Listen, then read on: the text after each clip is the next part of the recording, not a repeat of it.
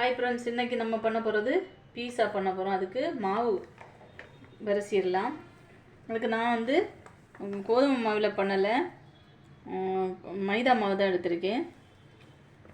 East போட்டுக்கலாம். கொஞ்சமாக ஒரு அரை ஸ்பூன் சீனி போட்டுடுங்க. கொஞ்சமாக உப்பு போட்டுக்கிடுங்க. இப்போது தண்ணி ஊற்றி சப்பாத்தி மாவு பதத்தை விட கொஞ்சம் இலக்கமாக, சப்பாத்தியை விட கொஞ்சம் ஸ்மூத்தாக விறகணும். கொஞ்சமாக ஆயில் விட்டுடுங்க. இந்த மாதிரி ஸ்மூத்தாக இந்த மாதிரி விரைச்சிடுங்க. சரிங்களா? ஒரு 1/2 hour ரெஸ்ட்டு கொடுத்துடலாம்.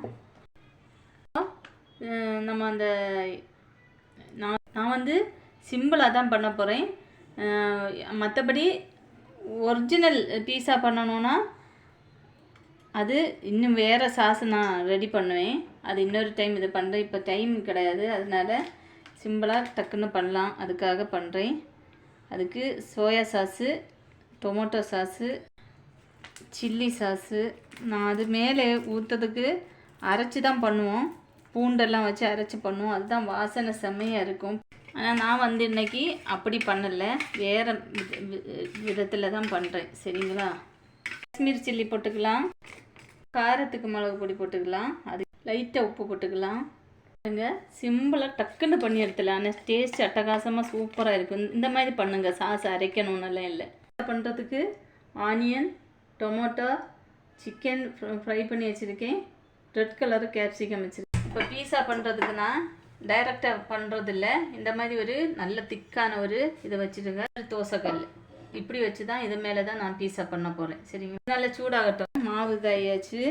இந்த மாதிரி நல்லா போர்க்கு வச்சு இந்த மாதிரி குத்தி கொடுத்துருங்க. இல்லை சாஸ் வந்து போட்டுக்கலாம். இப்போது சீஸ் வந்து துருவி போட்டுக்கிடுங்க. இப்போது எல்லாம் அடுக்கி வச்சிடலாம்.